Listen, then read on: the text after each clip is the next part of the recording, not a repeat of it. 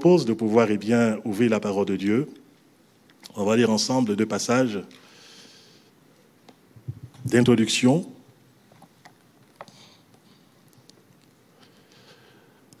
Le premier passage se trouve dans l'Évangile selon Jean. C'est au premier chapitre de l'Évangile selon Jean. On va lire à partir du verset 45 jusqu'au verset 51. Évangile selon Jean, chapitre 1er, à partir du verset 45. On peut lire ceci. Philippe rencontra Nathanaël et lui dit, « Nous avons trouvé celui de qui Moïse a écrit dans la loi et dont les prophètes ont parlé, Jésus de Nazareth, fils de Joseph. » Nathanaël lui dit, « Peut-il venir de Nazareth quelque chose de bon ?» Philippe lui répondit, « Viens et vois. » Jésus, voyant venir à lui Nathanaël, dit de lui, « Voici vraiment un Israélite dans lequel il n'y a point de fraude. » « D'où me connais-tu » lui dit Nathanaël.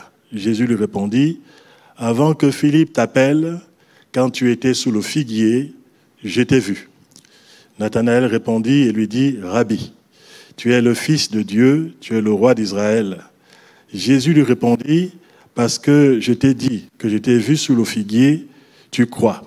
Tu verras de plus grandes choses que celles-ci. » Et il lui dit, en vérité, vous verrez désormais le ciel ouvert et les anges de Dieu monter et descendre au-dessus du Fils de l'homme.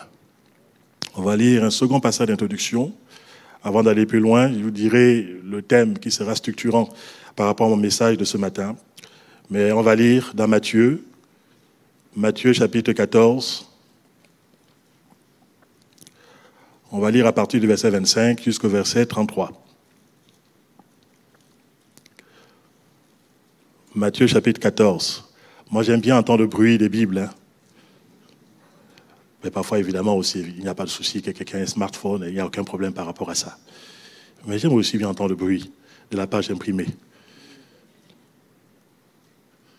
Matthieu chapitre 14, à partir du verset 25.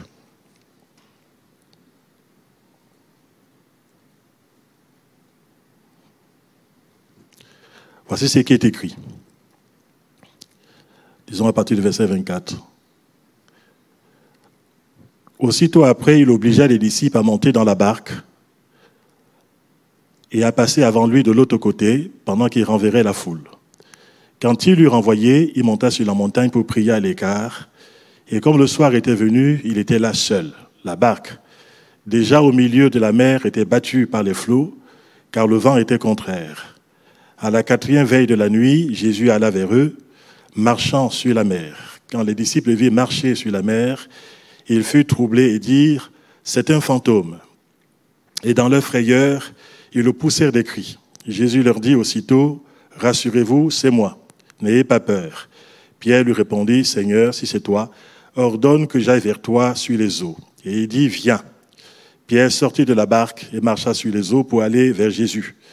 Mais voyant que le vent était fort, il eut peur, et comme il commençait à enfoncer, il s'écria, « Seigneur, sauve-moi. » Aussitôt, Jésus étendit la main, le saisit et lui dit, « Homme de peu de foi, pourquoi as-tu douté ?» Et ils montèrent dans la barque, et le vent cessa. Ceux qui étaient dans la barque vinrent adorer Jésus et dire, « Tu es véritablement le Fils de Dieu. Amen. » J'ai choisi de vous parler ce matin de l'importance de continuer à avancer.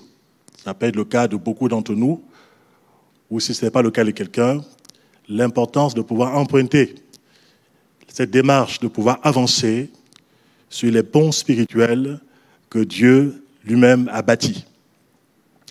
Vous allez me dire, mais je n'ai pas vu les ponts spirituels dans les passages qui ont été choisis par le prédicateur ce matin. Mais vous allez vous rendre compte qu'au fur et à mesure de notre méditation, en effet, le Seigneur, dans sa grâce, désire que nous puissions emprunter les différents ponts que nous allons évoquer ce matin en toute simplicité. Le Seigneur se révèle à nous comme étant le grand bâtisseur de l'Église. Et on voit aussi que non seulement ce qu'il a dit, il a fait. Plus de 20 siècles de l'histoire de l'Église le témoignent de façon remarquable. Jésus, sur sa personne, sur son enseignement, sur sa révélation, a bâti son Église. Et les portes du séjour des morts, malgré tout ce qui s'est ligué contre l'Église dès sa naissance, et cela depuis maintenant plus de 20 siècles, eh bien on pourrait multiplier les avatars, eh bien les circonstances difficiles par lesquelles les églises sont passées. Mais nous bénissons le Seigneur de ce qu'à la tête de cette Église se trouve la personne divine de notre Seigneur Jésus-Christ. Et que ce qu'il a dit, le Seigneur l'a accompli. Il a gardé eh bien, son Église debout, malgré les assauts qu'elle a pu connaître, malgré les tempêtes, les bourrasques de toutes sortes. L'Église du Seigneur est restée debout. Et par la grâce de Dieu, l'Église du Seigneur, aujourd'hui encore, espère dans le retour du Christ. Nous attendons la cité qui a de solides fondements, celle dont Dieu lui-même est l'architecte et le constructeur. On va constater aussi bien sûr que Jésus-Christ, bâtisseur de l'Église, que ce soit par rapport à Dieu lui-même, il nous a dit de lui qu'il est eh bien, le constructeur, le bâtisseur. Abraham, c'était son espérance en tant que croyant. Il attendait cette cité de Dieu. Et pour nous aujourd'hui, dans les temps de la fin dans lesquels nous nous trouvons, c'est important de rappeler que Jésus-Christ, notre Seigneur, plus que jamais, est à la porte. Il est important que ce discours que nous trouvons dans la parole de Dieu soit connu, qu'il soit répété, pour que l'Église se prépare à son enlèvement, parce que Christ revient très bientôt. J'espère qu'en revenant, vous et moi, nous aurons été préparés, nous serons prêts pour ce jour qui ne saurait tarder, qui viendra sans coup férir, même si nous avons pas mal de signes avant-coureurs, mais je ne veux pas rester spéculer à ce niveau-là, mais il est important que l'homme de Dieu, que la femme de Dieu, que le croyant puisse être affermi par rapport à ces réalités sur le plan spirituel et qu'il puisse se préparer avec intelligence, jour après jour, à la rencontre de son Seigneur. Alors je ne sais pas si c'est ce qui nous attend dans le ciel, s'il y aura cette réalité des véritables ponts qu'il y aura dans la cité céleste. Moi j'ai vérifié dans l'Apocalypse, je n'ai pas vu dans Apocalypse 21, quand il y a la description de la Nouvelle Jérusalem, j'ai bien constaté évidemment qu'il y a une grande et très haute muraille dans cette ville. J'ai constaté que dans la Nouvelle Jérusalem, il y a effectivement les 12 portes. Il y a vraiment des matériaux tellement extraordinaires. Je suis persuadé que quand l'apôtre Jean, le contemplateur, quand il a vu ces choses dans la réalité de Dieu, il a eu franchement du mal à pouvoir verbaliser ces réalités qu'il pouvait constater dans le ciel. Il nous parle de l'or, il nous parle des pierres précieuses, il nous parle de tellement de choses glorieuses qui nous attendent. Mais j'ai constaté qu'il n'y avait pas de pont. À moins que le directeur de l'ITB, à la fin de mon message, me dit, mais t'as oublié, il y avait vraiment des ponts dans cette ville-là. Comme ça, j'aurais appris quelque chose encore, et c'est quelque chose d'extraordinaire. Mais de vous à moi, on vit dans un monde où, parfois en réfléchissant, je me suis dit, heureusement qu'il y a des ponts qui ont été bâtis. Quand je viens ici, partant depuis Angoulême jusqu'ici, du côté de Bordeaux, il y a forcément des ponts que je traverse par la force des choses. Et je suis très heureux qu'il y ait eu des ponts. Bon, parfois, ils sont fermés. Et quand ils sont fermés, on est bien embêtés. Il faut parfois faire des contournements. Il faut aller à gauche, il faut aller à droite. Bon, parfois, on fait encore de nombreux kilomètres. On apprécie le fait qu'il y ait des ponts. Non seulement le pont d'Aquitaine, évidemment, mais le pont François Mitterrand, enfin, quand on vient de là-bas. Mais aussi, il y a toutes sortes de passerelles qui nous permettent de pouvoir faire communiquer un endroit à un autre endroit, une entité par rapport à une autre entité. Oui, parce que parfois, des ponts nous permettent de pouvoir relier des entités qui, sans ce pont, auraient été, pour ainsi dire, isolées les unes par rapport aux autres aussi, et n'auraient pas pu communiquer. C'est important de pouvoir souligner que la sagesse humaine a voulu qu'il puisse avoir des ponts. Et vous allez remarquer d'ailleurs que quand il y a souvent la guerre, parmi les édifices qui sont parfois bombardés en premier, ce sont les ponts, dans le but de pouvoir isoler les habitants d'une ville par rapport à une autre ville aussi. L'ennemi, c'est que quand les gens sont isolés, quand les gens sont seuls, quand les gens sont livrés à eux-mêmes, il devient une proie beaucoup plus facile, beaucoup plus facilement atteignable aussi. Il devient une cible qui est beaucoup plus facile aussi. Et nous bénissons le Seigneur parce que si l'ingéniosité humaine a pensé la nécessité de pouvoir faire communiquer les entités, parfois séparées les unes avec les autres, mais il faut quand même que vous sachiez que dans le cœur de Dieu, cela a toujours été son projet et le Seigneur l'a manifesté et les Saintes Écritures sont là aussi pour nous les dévoiler. Et avec simplicité, j'aimerais partager avec vous quelques-uns de ces ponts spirituels que je découvre dans la parole de Dieu. Je ne veux pas dire que ce que je dirai ce matin sont exclusifs et qu'il n'y aurait pas d'autres, que vous trouverez vous-même dans la méditation de la parole du Seigneur. Ce que je voulais dire en toute simplicité, c'est que comme il fallait un choix, et que je veux respecter votre cher pasteur qui m'a dit « tu prêches pendant 35 minutes ». S'il m'avait dit « prêche pendant une journée », peut-être que j'aurais inventé d'autopont. Mais comme j'ai 35 minutes de prédication, je vais essayer de pouvoir respecter ce que je dis à mes propres stagiaires quand je les forme. Quand on vous donne un créneau temporel, respectez le créneau temporel. Si vous pouvez faire un peu moins, c'est très bien. Mais si vous respectez déjà cela au moins, c'est déjà pas mal. Donc, ce que je dis à mes stagiaires, je vais essayer moi-même de me l'appliquer pendant cette matinée. Le premier pont que j'aimerais mettre devant vos yeux, c'est vraiment ce pont qui a été établi par le Seigneur envers les êtres humains. C'est le pont de la grâce de Dieu. Et c'est quelque chose d'extraordinaire. Remarquez qu'on va voir ce que j'ai cité tout à l'heure par rapport à cette révélation du Christ. Quand il va dire à ceux qui l'ont découvert comme étant le Messie, il va leur dire, vous verrez désormais le ciel ouvert et les anges de Dieu monter et descendre au-dessus du Fils de l'homme. Quand on connaît les Écritures, on n'est pas censé rappeler cet épisode assez célèbre par rapport à Jacob. Jacob se trouve à un moment donné, il va partir de Charan, du côté de Beersheba, et il va avoir une nuit très confortable. Je pense à l'ITB où il va avoir un meilleur confort que celui qu'avait Jacob en ce moment-là. Jacob, il dort, il s'appuie, il a comme oreiller une pierre. Je pense qu'à l'ITB vous devez avoir des oreillers pour votre sommeil et que le directeur n'est pas quelqu'un qui est un tyran, bien au contraire. Avec sa chère épouse, un cœur tendre, compatissant, il vous met dans des conditions les meilleures pour que vous puissiez bien étudier la parole de Dieu et que vous puissiez bien vous dire que ce séjour à l'ITB était un séjour vraiment agréable. Mais ce qui me touche, c'est le fait que Dieu n'est pas impacté par les circonstances par lesquelles on peut passer.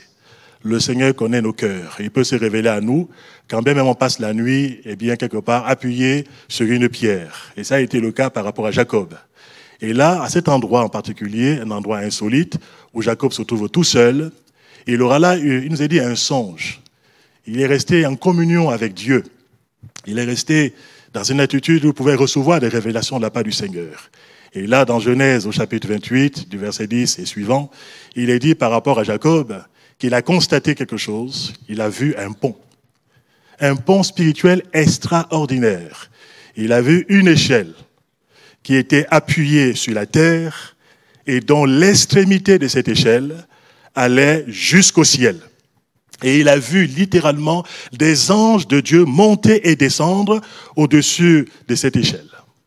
Cette vision, qui est une vision réelle qu'il a pu constater à cette époque-là, est aussi spirituellement parlant, préfiguratrice du ministère de la personne de notre Seigneur Jésus-Christ, le seul médiateur entre Dieu et les hommes. Voilà pourquoi quand il s'adresse à ses premiers disciples, qui ont découvert son identité, qui ont vu qu'il est vraiment le Christ, le Fils du Dieu vivant, il va leur dire, rappelant aux auditeurs juifs, cette réalité spirituelle de la communication entre le ciel et la terre. Il est venu pour rétablir la communion qui avait été rompue à cause de notre péché. Parce que par notre propre désobéissance, par notre transgression, notamment celle de nos premiers parents, il y a une rupture de communion entre le Dieu saint, le Dieu tout-puissant, et l'être humain pécheur par nature et par habitude. Et Dieu a eu à cœur de pouvoir rebâtir cette communion. Il a eu à cœur de pouvoir mettre en place un plan extraordinaire qui est en même temps le fil conducteur que nous découvrons dans toute la parole de Dieu. Il y a un fil rouge, celui de la rédemption par le Seigneur Jésus-Christ, qui est annoncé dès la chute de nos premiers parents, dans Genèse 3,15, dans ce qu'on appelle le proto-évangile. C'est vrai, par la postérité de la femme, il y a quelqu'un qui viendrait, le Fils, et il viendra et il écraserait la tête du serpent ancien, et il y aura surtout un rétablissement d'une communion entre deux identités qui étaient complètement séparées, celle de l'homme pécheur par rapport au Dieu saint. Et Jésus-Christ est considéré par la parole de Dieu comme étant le seul médiateur entre Dieu et les hommes. Cette échelle en forme de croix, pour ainsi dire. Oui, sur le bois de la croix, Jésus-Christ a livré sa vie innocente afin que vous et moi, par la foi dans sa personne, en nous repentant de nos péchés qui nous séparent d'avec Dieu, que nous puissions avoir une communion authentique avec le Seigneur Et nous bénissons le Seigneur parce que par le sang de la croix, il a renversé les murs de séparation, il a renversé les murs d'inimitié et il a bâti un pont extraordinaire, désormais entre Dieu et nous. Alors je te pose la question, toi qui es là peut-être pour la première fois, ou qui est en recherche sur le plan spirituel, as-tu fait la paix avec Dieu par Jésus-Christ? As-tu reconnu Jésus-Christ comme étant ton sauveur, le Seigneur de ta vie, celui qui seul est capable de te faire communiquer avec le ciel? As-tu emprunté ce pont aérien extraordinaire qui est stable, génération après génération, et les hommes de toute langue, de toute tribu, de toute nation, de tout peuple, peuvent emprunter par la foi, cette échelle. Ils peuvent emprunter, ce pont pour avoir accès auprès de notre Seigneur. Vous savez, quand Jésus devait remonter auprès du Père, et puis retrouver la position qu'il avait avant que le monde fût, nous voyons dans l'Évangile, selon Jean, au chapitre 14, les disciples sont troublés par rapport à ces perspectives. Et Jésus va dire à ses disciples que votre cœur ne se trouble point, croyez en Dieu et croyez en moi. Il y a plusieurs demeures dans la maison de mon Père. Si ce n'était pas le cas, je ne vous l'aurais pas dit. Je vais vous préparer une place. Quand je l'aurai fait, je viendrai vous chercher, afin que là où je suis, vous y soyez aussi. Et il y aura un des disciples qui va poser une question. Il s'appelle Philippe, disant, mais Seigneur, mais finalement, dis-nous, indique-nous où est le chemin. Jésus-Christ va avoir ces déclarations qui a traversé les âges. Je suis le chemin, la vérité et la vie. Nul ne vient au Père que par moi. Et il est le pont de la grâce de Dieu dont on a besoin aujourd'hui encore pour pouvoir communiquer avec le Seigneur. Voilà pourquoi il est important que le nom de Jésus-Christ ne soit pas uniquement chanté dans les églises. Il est important qu'il puisse être proclamé dans ce monde, parce qu'il n'y a de salut en aucun autre. L'apôtre Pierre le dira quand il sera devant ce tribunal religieux, appelé le Sanhédrin, après la Pentecôte, il va prêcher à ces hommes religieux, à ces femmes religieuses qui étaient là. Il va leur dire que ce n'est pas votre arrière-plan religieux qui peut vous sauver, ce n'est pas votre bonne conduite, votre bonne foi, ce n'est pas votre bonne conscience que vous pourrez avoir, qui pourrait finalement être un trait distinctif pour votre salut. Mais il est important pour vous que vous puissiez placer votre confiance, non pas dans une religion, fût-elle la meilleure à nos yeux, mais que nous puissions placer notre espérance dans la personne de notre Seigneur Jésus-Christ. Et il n'y a de salut en aucun autre, car il n'y a sous le ciel aucun autre nom donné aux hommes par lequel nous devons être sauvés, et ce nom, c'est le nom de notre Seigneur Jésus-Christ. Désormais, par la foi en lui, nous avons accès auprès du Père. L'apôtre Paul le dira lui aussi dans Éphésiens chapitre 2, du verset 17 au verset 18. Il parla de Jésus-Christ en disant « Il est venu annoncer la paix à vous qui étiez loin et la paix à ceux qui étaient près, car par lui, nous avons les uns et les autres accès auprès du Père dans un même esprit. » Ce pont de la grâce que nous avons vu en pointillé, qui est souligné, notamment dans ce passage que j'ai cité, le livre de la Genèse, mais qui avait été aussi une promesse qui avait été faite à nos parents déchus par le Seigneur qui aime les êtres humains, ce pont est établi. La grâce de Dieu s'est manifestée, source de salut pour tous les êtres humains. Et aujourd'hui, par la foi dans le Seigneur, nous pouvons profiter pleinement de toutes les bénédictions qui sont en Jésus-Christ. Et pour nous qui sommes en Christ, nous sommes bénis. Et nous avons été bénis, nous sommes bénis et nous serons bénis de toutes les bénédictions spirituelles qui se trouvent dans la personne de notre Seigneur Jésus-Christ. Ce n'est que par lui que nous avons accès par rapport aux promesses de notre Dieu. Ce n'est que par Jésus-Christ que le ciel est ouvert par rapport à nos vies sur le plan personnel. Voilà pourquoi n'ayons jamais honte de pouvoir parler de Jésus-Christ. Annonçons-le avec confiance, avec détermination, avec foi, sachant que c'est le seul trait d'union entre les êtres humains et Dieu, que le nom du Seigneur en soit pleinement béni. Et ce trait d'union, on peut le voir aussi au travers de nos prières. Personne ne peut avoir sa prière exaucée s'il ne passe pas par le Christ. C'est important. Il y a des personnes qui prient dans beaucoup de religions et parfois qui passent beaucoup d'heures à pouvoir prier, qui brassent beaucoup d'air dans leur prière. Parfois peuvent faire beaucoup de bruit, parfois des choses très spectaculaires. Je pourrais vous dire une chose, c'est uniquement en passant par la personne du Christ, c'est au nom de Jésus-Christ que nos prières sont exaucées par le Père. Tout ce que vous demanderez au Père en mon nom, par ma médiation, en vous appuyant sur ce que je suis, sur l'œuvre que j'ai accomplie, que j'ai déjà accomplie, qui est parfaite aux yeux de Dieu, Ce ne sera pas par des œuvres méritoires, ce sera par la foi dans mon nom que le ciel sera ouvert, mais aussi que vos prières pourront être exaucées.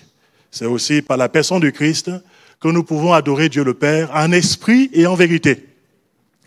Ceux qui veulent adorer le Père en dehors de la personne du Christ ne sont pas des adorateurs que le Père recherche. Le Père recherche des adorateurs qu'il adore en esprit et en vérité. Des personnes qui s'appuient sur le Christ. Des personnes qui sont animées de l'Esprit du Seigneur et qui l'adorent en esprit et en vérité. Cet accès, aujourd'hui encore, est possible. Je pourrais dire 24 heures sur 24. Béni soit le nom de notre Seigneur. Jésus-Christ, par sa mort sur le bois de la croix, par sa résurrection triomphante, par le fait qu'il soit remonté auprès de Dieu, il a inauguré pour nous, selon le témoignage de l'Épître aux Hébreux, une route nouvelle et vivante. Nous empruntons ce chemin désormais par la foi. Et nous nous approchons avec des dispositions de cœur qui sont à la gloire de notre Dieu. Il est question d'avoir un cœur sincère. Il est important de pouvoir avoir la plénitude de la foi dans la personne du Christ. D'avoir aussi une conscience pure, une conscience lavée, nettoyée, par rapport au péché. Mais il est aussi important de pouvoir avoir un corps qui a été lavé, non seulement par l'eau de la parole de Dieu, mais aussi c'est important de pouvoir un jour s'engager en passant par les eaux du baptême. Le baptême chrétien qui est un baptême par immersion totale. C'est aussi important que ces conditions soient réunies pour que nous puissions avoir de l'assurance quand nous nous présentons devant le trône de la grâce, qui est un trône qui est ouvert à vous et à moi, 24 heures sur 24, que le nom du Seigneur en soit pleinement béni. Alléluia.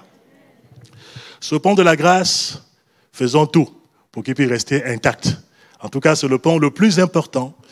C'est le pont qui nous fait sortir de nos impasses et qui nous place dans l'esplanade de la grâce de Dieu et du miracle du Seigneur. Le deuxième pont, puisque je vais aller rapidement en mettant uniquement quelques éclaircies et vous allez compléter le message que j'apporte, c'est le pont de la foi et de l'obéissance dans la parole de notre Seigneur Jésus-Christ.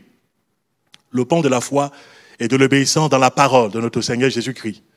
Voilà pourquoi je vous ai cité tout à l'heure cet épisode où nous voyons à un moment donné, dans l'expérience d'au moins un disciple, l'apôtre Pierre, il y aura un pont qui sera bâti, un pont miraculeux, alors que les eaux sont tumultueuses, alors que le vent est contraire, alors qu'il y a panique à bord dans la barque, alors que les gens sont désemparés et que les gens finalement confondent le Christ avec un fantôme, Jésus-Christ va parler.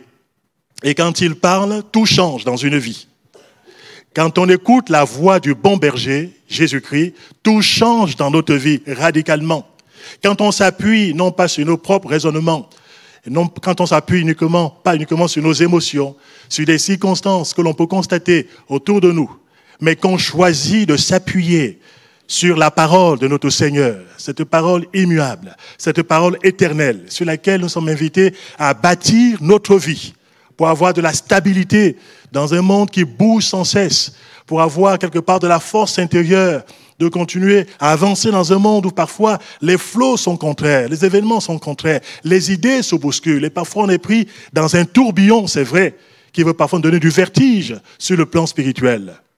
Je bénis le Seigneur de ce que nous avons un élément de stabilisation. Nous avons la parole de notre Seigneur Jésus-Christ. Je bénis Dieu pour ceux qui ont à cœur d'approfondir la connaissance de la parole de Dieu, qui parfois consacre, 1 année, 2 années, 3 années. Je bénis le Seigneur pour les églises locales, comme ici sur Bordeaux République, où la Bible est ouverte régulièrement, où les chrétiens sont nourris de la parole de Dieu, enseignés, sur leur très sainte foi, pour reprendre l'expression de la parole de Dieu, cette foi qui nous est commune, pour laquelle nous sommes appelés à combattre pendant qu'il a encore temps, afin que des hommes et des femmes bâtissent leur vie sur la parole de Dieu.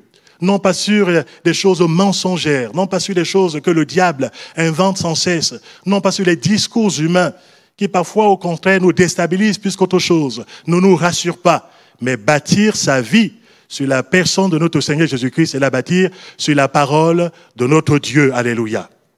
Quand Jésus va enseigner, le sermon sur la montagne, qui est un de ses premiers grands discours, devant la foule et devant ses disciples, je suis frappé de voir qu'il va conclure ce remarquable enseignement avec cette parabole des 2 fondations sur 2 terrains qui sont tout à fait différents.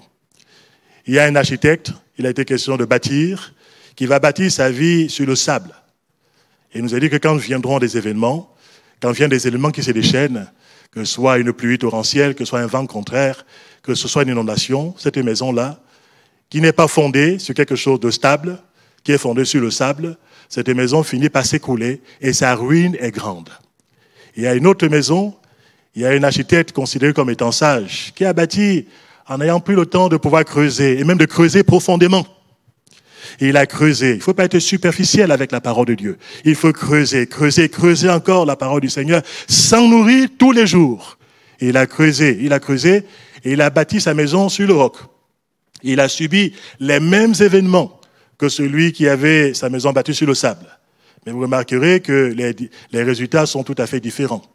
Celui qui avait une maison bien enracinée, une maison bien fondée, sur la parole du Christ, sur les enseignements qu'il a apportés, cette maison, même si elle est secouée, même si parfois elle a pu être bougée peut-être au travers des différentes circonstances de la vie, on va remarquer que cette maison restera debout par la grâce de Dieu.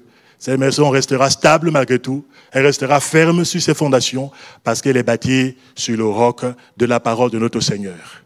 Je voudrais vous dire, bien-aimés, qu'il n'y a rien à ajouter à la Bible et il n'y a rien à retrancher à la Bible.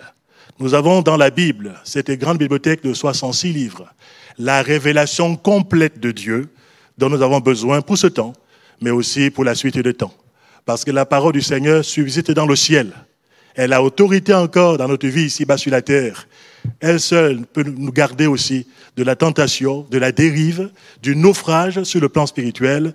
Donc il est important que comme l'apôtre Pierre, quand Jésus lui a dit « viens », il n'a pas cherché à raisonner, il n'a pas cherché à se dire « est-ce que cette parole est toujours d'actualité ?» et que c'est à moi qu'elle s'adresse. L'apôtre Pierre a été animé de la foi et il a marché sur sa parole et il a vu le miracle s'accomplir.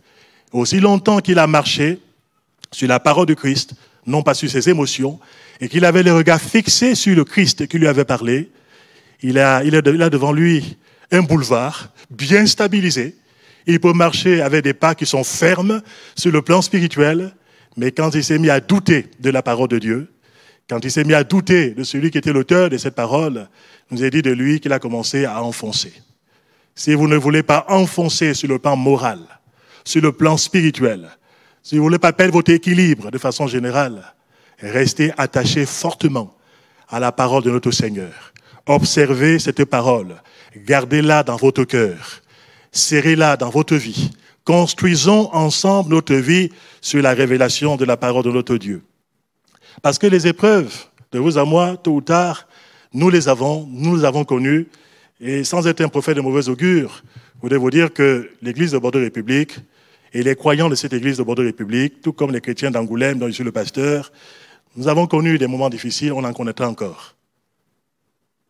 Vous avez déjà eu des épreuves, excusez-moi, vous en aurez encore. Vous qui êtes là, qui m'écoutez ce matin, vous aurez des épreuves. Encore. Qui viendront pour vous bousculer, vous déstabiliser, pour vous sortir du droit chemin. Qui viendront pour vous mettre la pression sur le plan moral. Vous amener à vouloir faire de mauvais choix. Il y aura des circonstances, parfois conduites par le diable, parfois aussi qu'on aura provoqué soi-même, parfois aussi il y a des choses qui sont dosées par Dieu, parce que Dieu aussi peut nous éprouver. Mais c'est important de pouvoir rester attaché à la parole de Dieu. Vous savez, on a connu une période difficile ensemble, au niveau ne serait-ce que de notre pays et du monde.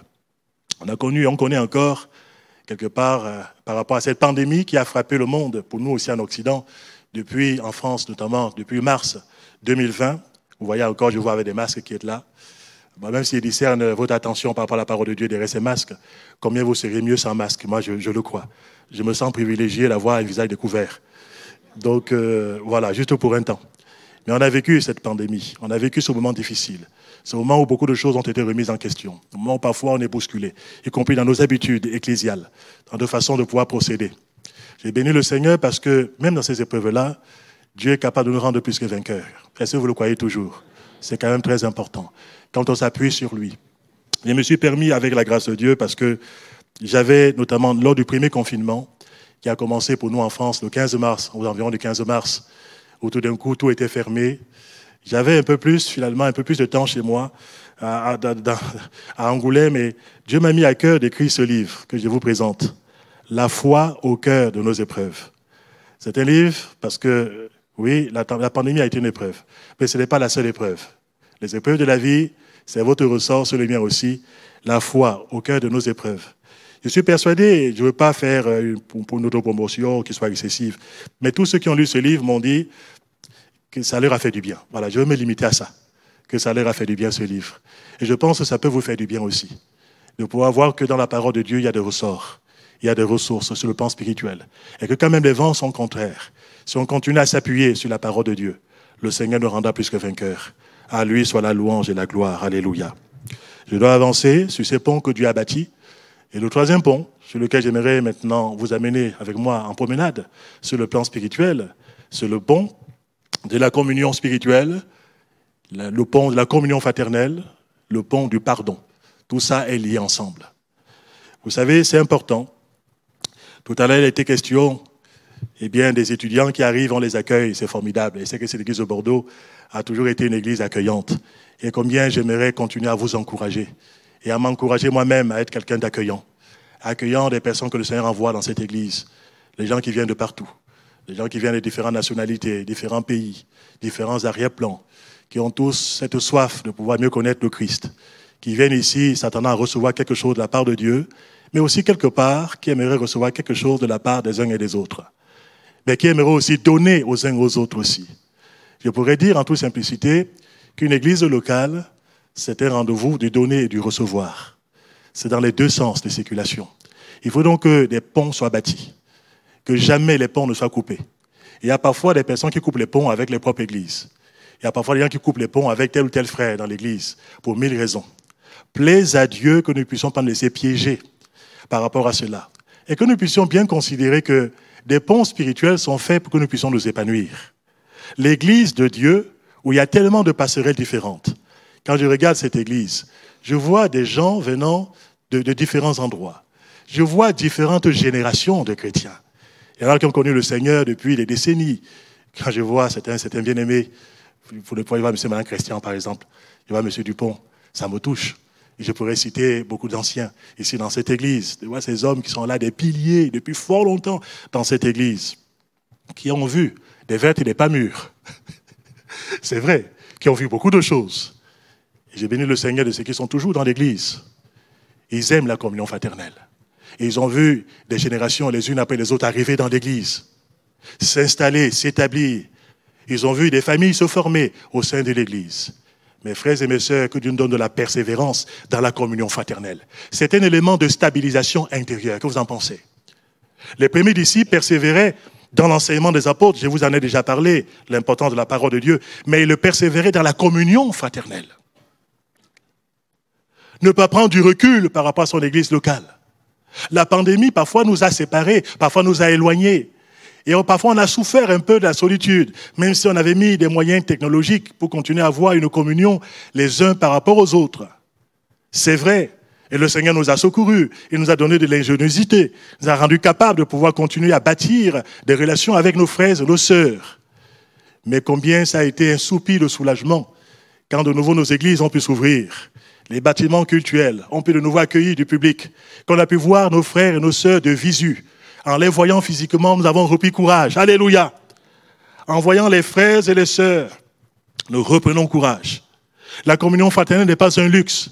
C'est une grande bénédiction. C'est là, nous dira le psaume 133e, que l'Éternel envoie la bénédiction et la vie pour l'éternité. Vous qui peut-être avez pris du recul par rapport à l'église locale depuis la pandémie, j'aimerais vous supplier au nom du Seigneur de pouvoir revenir physiquement, si les possibilités vous sont données, dans votre église locale. Ce n'est pas une église du virtuel, même si par ces moyens on peut toucher des populations. On peut faire du bien par la parole de Dieu à ceux qui ne peuvent pas se déplacer physiquement, aux personnes qui sont seules, aux personnes qui sont malades, aux personnes qui sont handicapées ou qui ont du mal à pouvoir se déplacer physiquement. Nous bénissons Dieu pour ces moyens technologiques par lesquels on peut continuer à les atteindre avec la parole de Dieu. Ça peut être celui-là, ça peut être le Zoom, ça peut être toutes sortes de moyens qui sont là, qui sont mis en place par les églises. Mais je pourrais vous dire, autant que cela dépend de nous, autant que faire se peut, je vous encourage, plus que jamais à vous attacher à votre église locale. À aimer tous ces frères, tous ces sœurs que Dieu vous a donnés en partage. Ils n'ont pas toujours, forcément, sur tous les points, le même point de vue que vous. Ils sont parfois différents par rapport à certaines sensibilités qui vous sont propres. Mais je pense que dans le Seigneur, nous avons en lui l'essentiel. Que vous en pensez de cela? Nous avons un même Père. Nous avons un même Seigneur. Nous avons un même Dieu. Nous avons une même foi. Nous avons un même baptême. Il y a tellement de choses qui nous rassemblent dans les églises, notamment dans l'église de Dieu, que des choses qui parfois, sur lesquelles on peut mettre l'accent, mais qui sont finalement assez secondaires aux yeux du Seigneur. Que l'ennemi de nos âmes ne nous amène jamais à pouvoir négliger l'importance de conserver l'unité de l'esprit dans l'église locale par le lien de la paix, les uns à l'égard des autres. Voilà pourquoi sur ce pont de la communion, j'ai fait un petit clin d'œil par rapport à la nécessité de se pardonner mutuellement. Parfois, des personnes se mettent à l'écart parce qu'ils sont blessés ou parfois parce qu'ils ont du mal à pardonner. Ils ont du mal à passer à autre chose. Il y a parfois des chrétiens qui s'isolent dans l'aigreur, dans le ressentiment, avec un sentiment querelleur. J'ai été blessé, on ne m'a pas compris, on ne m'a pas adressé la parole. Si c'est comme ça, je vais m'isoler. Je pense que c'est un piège mortel dans lequel le diable aimerait nous conduire. Parce que plus on est isolé, plus on devient une proie facile aussi pour l'ennemi de nos âmes. Plus on devient une cible encore beaucoup plus facile par rapport à lui. Il est important que nous puissions, avec la grâce de Dieu, si on veut avancer ensemble dans la même direction, que nous puissions apprendre à nous pardonner réciproquement, comme Christ nous a pardonné, comme le Seigneur nous a pardonné en Christ.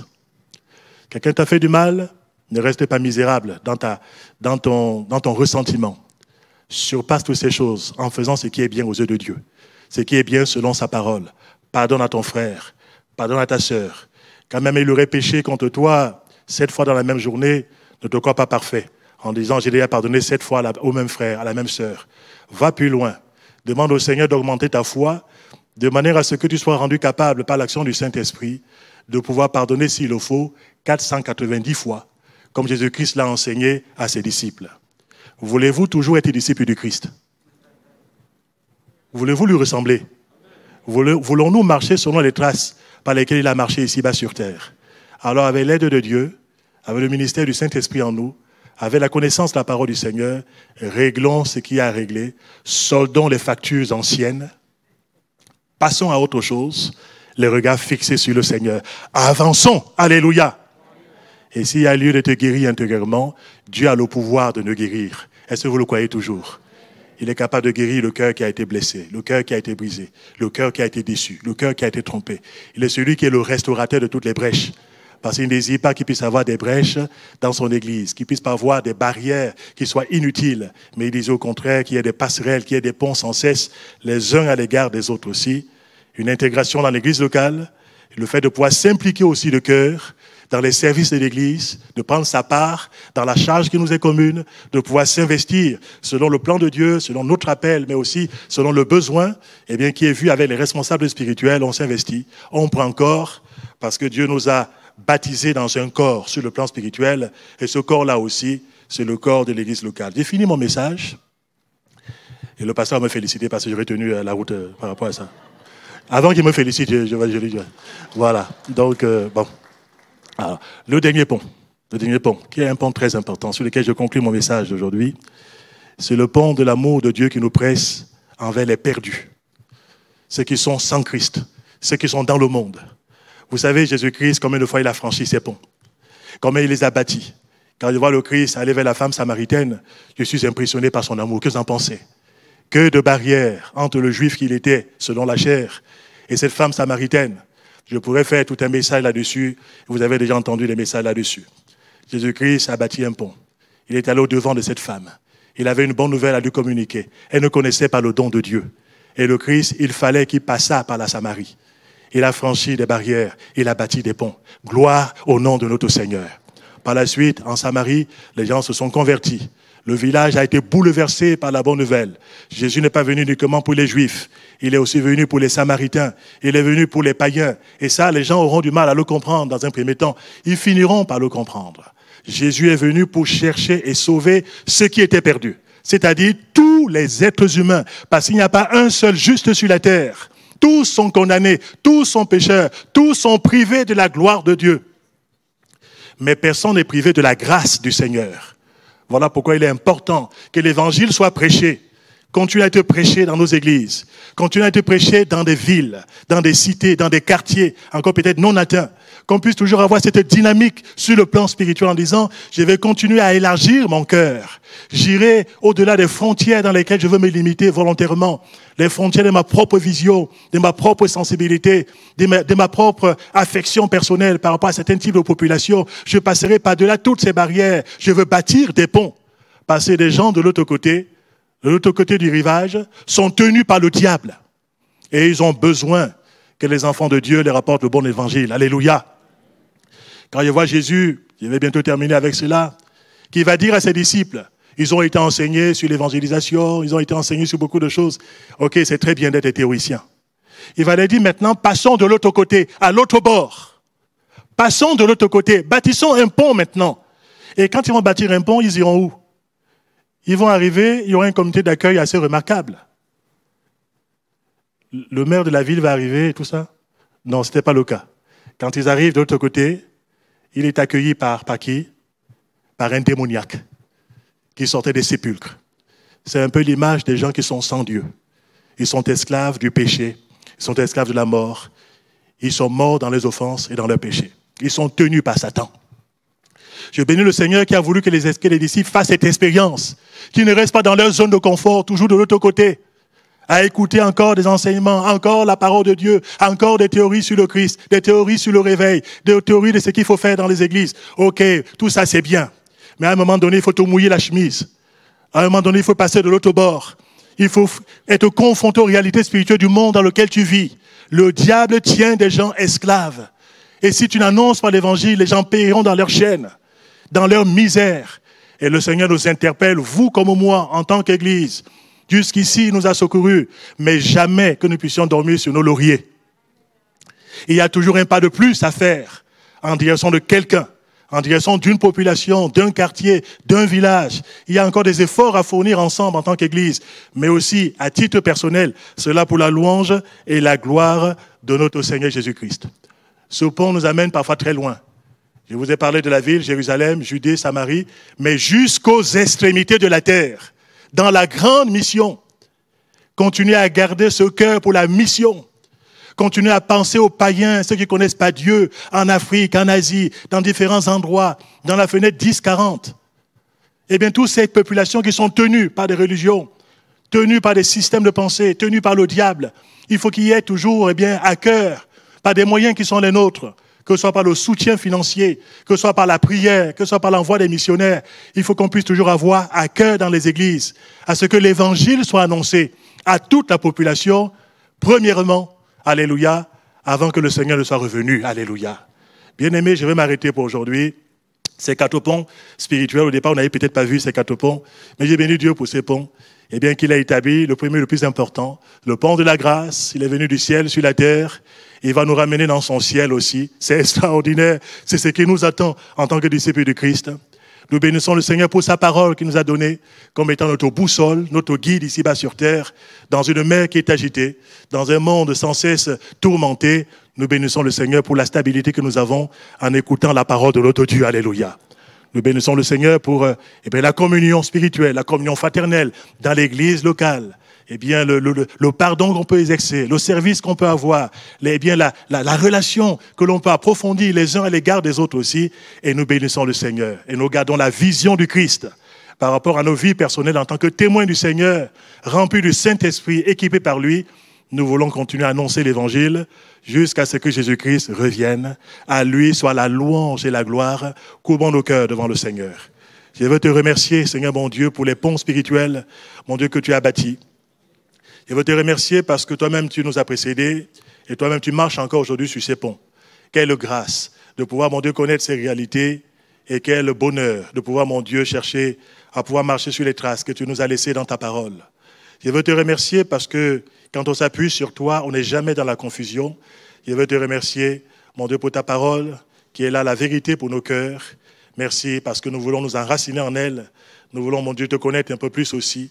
Et nous voulons que tu te serves de nous dans l'église locale, mais aussi au dehors de l'église locale, pour toucher les âmes qui ne te connaissent pas. Cela pour la louange et la gloire de ton nom, au nom de Jésus-Christ. Amen. Gloire à notre Dieu. Merci au Seigneur et merci pour votre accueil.